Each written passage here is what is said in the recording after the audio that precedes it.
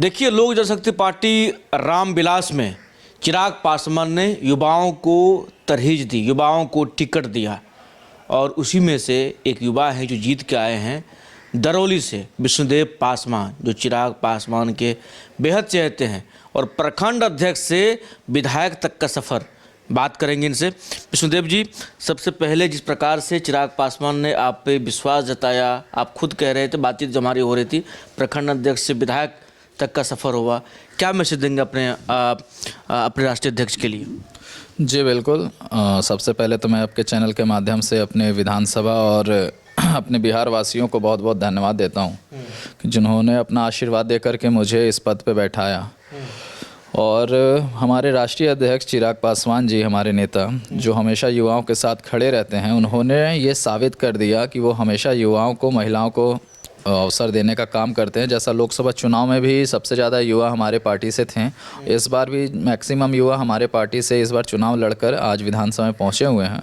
तो हम युवाओं को आगे बढ़ाया जाता है और चिराग भैया इस पे बहुत ज़्यादा मेहनत करते हैं। बिहार फर्स्ट, बिहारी फर्स्ट का जो विज़न है, जिसमें सबको साथ लेकर चलने का हम लोग का विज़न है, जिसमें जाति और धर्म से ऊपर उठकर हम लोग बात करते हैं।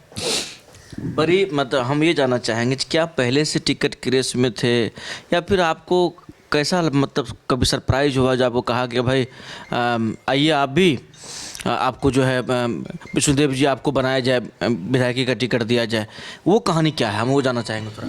जी, पहले तो मैं पार्टी ज्वाइन किया और 10 अगस्त 2023 को प्रखंड अध्यक्ष के तौर पे मैं गुठनी का प्रखंड अध्यक्ष रहा।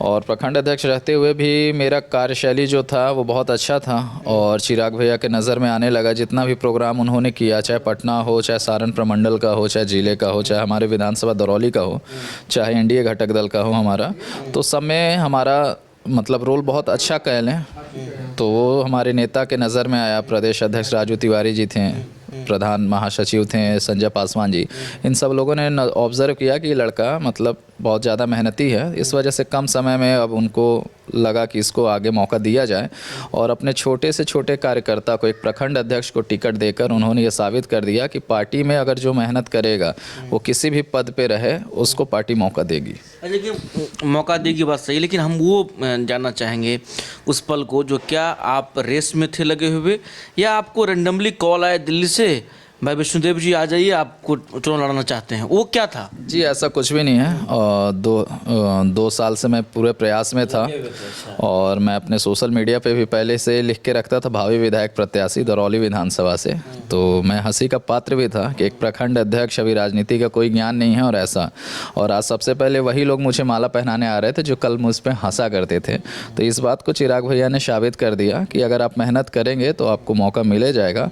तो वो क्षण बहुत अद्भुत था जब मुझे अपने मेहनत का फल मिला। और मैं चाहूँगा सारे कार्यकर्ताओं से, अपने देशवासियों से, बिहार वासियों से कि किसी भी आप पार्टी में हो, आप कार्य करते रहेंगे, आपकी कार्यशैली नेता की नज़र में रहती है तो आप निश्चित रूप से आप अपने कर्म करिए, फल की चिंता ना करें, वो पार्टी आपको देगी एक ना एक दिन। ये जो आवाज़ है, विधायक आवाज़, इसमें आप आए हैं, प्रवेश किए हैं, क्या दरौली के लोगों के लिए सुख दुख के लिए रहेगा या फिर आपके लिए निजी रहेगा? जी बिल्कुल, आप देख सकते हैं कि अभी जीरादेई विधानसभा के माननीय विधायक हमारे हैं, आज उनका गृह प्रवेश हो रहा है। उनके क्षेत्र से आए हुए लोग भी हमारे यहाँ आ रहे हैं, बराबर रुक रहे हैं, जलपान, खाना पीना जो हमसे हो रहा है सहयोग वो हम कर रहे हैं। तो ऐसा नहीं है कि हमारे विधानसभा के, हमारा पूरा परिवार है। और मैं एनडीए की ही नहीं बात कर रहा हूँ, वो किसी भी पार्टी, किसी भी दल के हों, अगर जो हमारे पास आता है वो हमारा है। उनके लिए रुकना, खाना, उठना बैठना, सारा जो भी काम है वो हमारे तरफ से होगा। दरौली के लिए विकास प्राथमिकता रहेगी ना? दरौली में ही तो विकास करना है। अभी मेरा उम्र स्टार्टिंग है तो मैं चाहूँगा कि मैं रिटायरमेंट भी इसी राजनीति से करूँ, तो उस लायक मैं काम करके दिखाऊंगा कि मैं अगली बार आपसे और जनता से नज़र मिला के काम कर सकूं। जिसमें कुछ मुद्दा चुनाव के टाइम पे मैंने बोला था अपने लोगों से, वो मैं जीतने के बाद बोल रहा हूँ कि सबसे पहले तो शिक्षा, रोजगार और स्वास्थ्य के लिए मैंने बात की थी। तो एक डिग्री कॉलेज हमारे विधानसभा में होना चाहिए, केंद्रीय विद्यालय का प्रयास रहेगा, स्टेडियम का भी प्रयास रहेगा।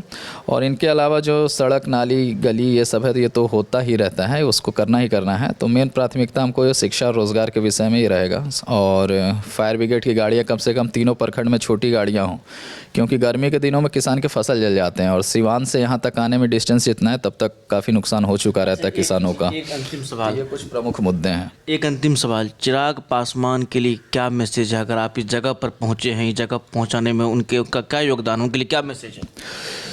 उनको मैं क्या मैसेज दूंगा, उनका आशीर्वाद है। और रही बात की जो इल्ज़ाम लगते आता था हमारे नेता पे कि सीट बेचते हैं, चाहे ये है वो है, चाहे पार्टी के बाहर के लोगों को टिकट दिया, इस बार उन्होंने साबित कर दिया एक छोटे से छोटे कार्यकर्ता को देके, क्योंकि मैं बहुत कमज़ोर तबके का व्यक्ति हूँ, एक मिडिल क्लास साधारण व्यक्ति हूँ, और मुझे टिकट दे करके उन्होंने साबित कर दिया ये सारी जितनी भ्रामक अफवाह फैलाई गई थी वो सारी चीज़ें गलत है। तो उसके लिए मैं बहुत आभारी हूँ चिराग भैया का।